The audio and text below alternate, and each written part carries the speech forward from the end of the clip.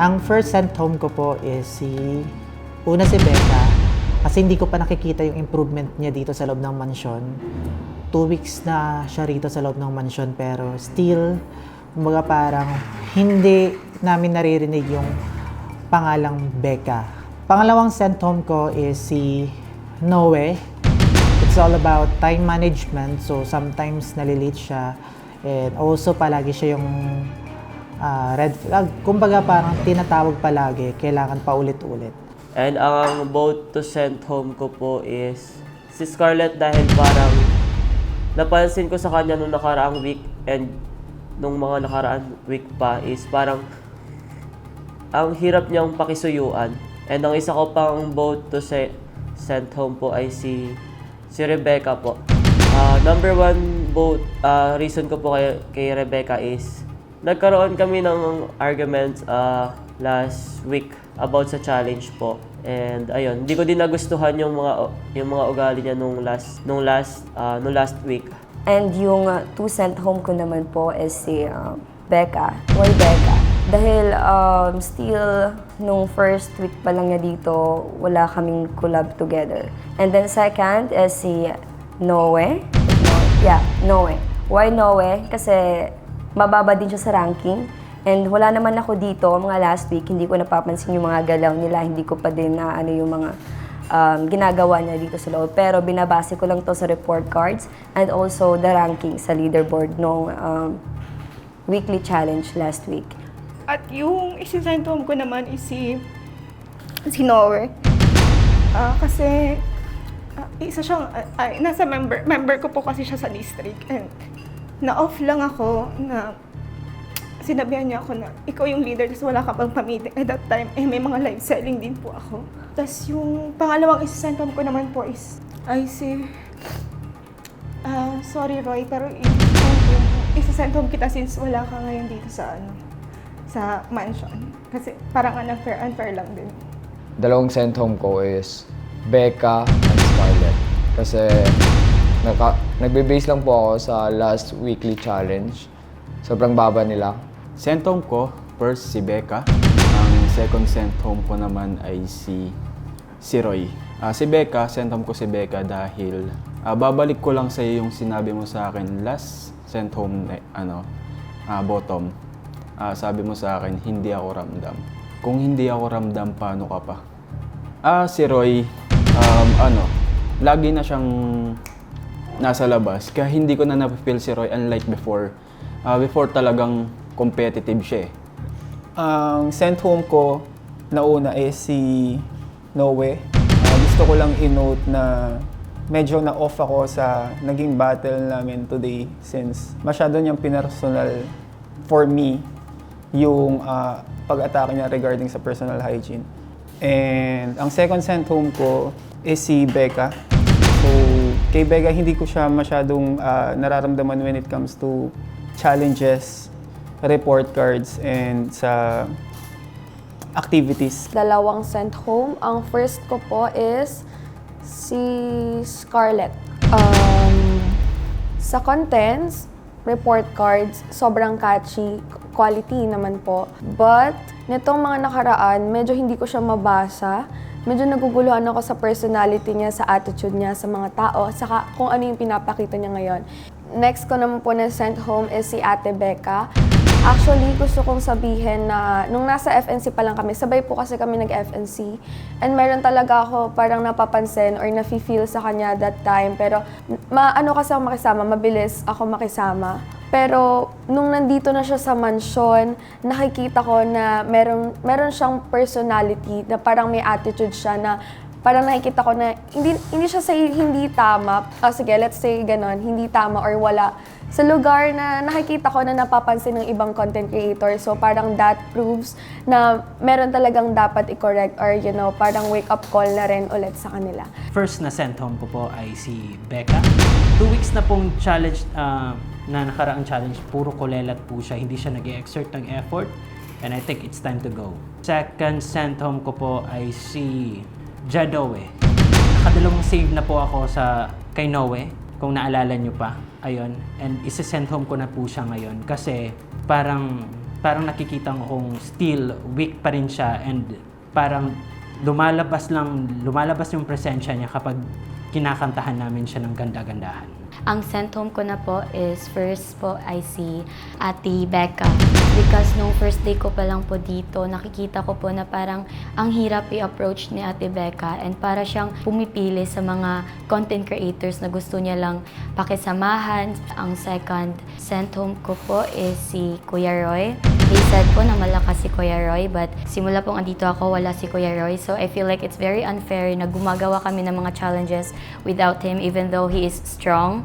Ang first sent home ko po ay si Roy. Si Roy po kasi wala siya whole week. Siyempre yun guys. Alam niyo naman guys na kapag wala dito sa mansion ay unfair yun. Second sent home ko naman po si Ansel. Si Ansel po kasi wala lang napansin ko lang kay Ansel. Ako yung isa sa nag-video sa kanya and walang kahirap-hirap yung ginagawa niya. Sobrang hindi niya binibigyan ng effort yung mga deliverables niya, mga content niya. Ang dalawang sent home ko, una si Becca. Si Becca, gusto ko siya i-sent home kasi it's either wake up call or straight ko na to kay Becca. Nangyari kasi may mga times na pag may nakakausap akong sisi, may pinag-uusapan kami, sobrang ayoko sa tao yung biglang sumisingit or may epal. Last kong ang sent home ko ay si Noe. Si Noe kasi ito yung reason ko, I don't know kung okay siya sa inyo, pero for me, I really love my fans. I really love my supporters and ayoko silang mawala sa akin. And there's a time na nagkakaroon na parang, I don't know, mabait naman si Noe sa akin, pero nagugulat na lang ako na parang para sa akin na itatago niya sa akin kung ano yung may pumupuntang fans ko from him. Parang may fans ko na nagbabagsak na sa kanya. Ang dalawang sent home ko, ang isa kong sent home si Scarlett. Scarlett kasi medyo na-off ako dun sa ginawa niya na binigay sa kanya yung spot for Silo. Pero oo, nag-enjoy siya, pero yung ugali niya, na-off si Kuya Kenji doon and nasasaktan ako para kay Kuya Kenji doon. Second, Becca. Becca kasi na-off ako sa kanya about Silo din kasi may parang nasiraan siyang image na isang content creator and yun ang ayaw ko sa kanya kasi hindi niya pa kinikilala and hindi niya inayos yung pagkakasabi sa 247. Isi-send home ko po is si Becca. Dahil ilang days na siya dito sa loob ng mansion pero wala pa rin siyang improvement. And the second send home ko po is si Noe. Dahil nga, nag-base din ako sa last challenge. Kasi lahat kami, ginagawa namin yung best namin dito sa loob ng mansion para hindi kami mabottom. Para umangat yung top namin dito. Pero siya, although ginawa niya yung best niya, pero may reason naman kung bakit siya na-bottom talaga. And ang sent home ko naman is, first is si Noe. Nakulangan lang ako sa performance niya when it terms to weekly challenge po. Okay naman siya when terms to iba, pero syempre dapat fair din talaga yung labanan natin eh. Which is ang second sent home ko is si Becca. I need to clarify something kasi para siyang may sinabi, which is na misunderstood ng lahat, na I think she doesn't have that right na sabihin yun sa live and gawin ako para lang siraan yung image ko that time. Sabi niya umiiyak ako dahil nagrereklamo daw ako nang wala daw akong na-kiss that night. Ang sa akin kasi, ang sabi ko nun, sa taas, is umiiyak ako kasi I don't have my phone. I'm drunk and I don't have my phone. So, umiiyak ako kasi hindi ko na alam kung anong gagawin ko. And then, after that, bumaba ako kasi nagugutom ako and kinanap ko na kanina yung phone. Tapos, nagsasabi ako kay Miss Syke, ganito, ganyan. Sabi ko, Miss Syke, miss na kita, ganito, ganyan. Tapos masala ko naiyak kasi nagmamaoy na nga ako nun kasi nga I was drunk.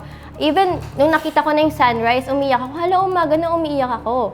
Tapos, ang last na sinabi ko, which is parang dun siya kumuha ng issue is, sabi ko, hala, wala man lang akong good night kiss, tulog na kayong lahat. Kasi nga, everyone's drunk sa room namin. So, yun lang, para sa akin, iba na yung nakwento niya sa mga fans and dun sa mga co-content creators. First sent home ko, walang iba kundi si Becca. Dahil low-key pakialamera siya, low-key solsolera siya, at low-key masyado siyang bida-bida. Second sent home ko is si Scarlett kasi ayoko yung pagiging matapang-tapangan niya. Tapang-tapangan kasi siya in a way na hindi niya naman gustong palagan, pinapalagan niya yung mga tao. Vote to send home po is Scarlett. Nakulangan ako sa ginagawa ni Scarlett. Even though may mga strategy siya kung paano maka-meet spenders to have spender or like someone to support Scarlett, parang nakukulangan ako sa pinakita niya nung challenge and at the same time, more on talo si Scarlett. Pangalawa ko po is Becca po. Ano si Becca, actually, di ko gusto yung ugali ni Becca. Ilang beses na ako nagtitimpi kay Becca, pero ayokong malabas dito na parang ang sungit mo or what, ganito ganyan. Pinagsabihan na siya ni Kate or ng ibang sisi na ayusin yung bunganga niya. And at the same time, na ayaw ko sa lahat yung bastos. Tapos hindi siya kinakausap. May pinag-uusapan kami na private matter. Out of nowhere, susulpot siya, tapos tatanungin, ano meron? Anong chismis? Ganito, ganyan. Be, may private, bigyan mo kami ng privacy kasi hindi ko yung kinakausap dito. Vote to send home ko si Becca po. Si Becca. Yung last sa ano lang siguro, kulelat siya sa ano namin, sa individual challenge. Isang send home ko is si Roy. Si Roy po kasi parang nawala yung competitive ni Roy. Parang distract si Roy. Parang wake up call na lang to sa kanya. First symptom ko, si Becca. Kasi yung bibig niya, ang sarap i-stapler. Dada ng dada, wala namang magawa. Second naman, si Roy. Kasi after nung physical challenge na nag-top 1 siya, I don't see Roy na ng pagiging competitive niya. At lalo na nung physical challenge that time, sinabi ko to sa kanya, hindi ka pumasok ng mansyon para sa kaibigan mo. Sent home ko naman si Becca. Si Becca, lagi ko itong sinasabi kay Becca na lagi siyang palautos. Then, decision din siya kasi hindi lang siya yung gumagawa ng mga challenge. Lagi siyang sinasabi na, ba't ang dami ng challenge, ganyan-ganyan eh. Ang second sent home ko ay si Roy. Hindi porket malakas ka, nagpapa-play safe ka sa mga tropa mo.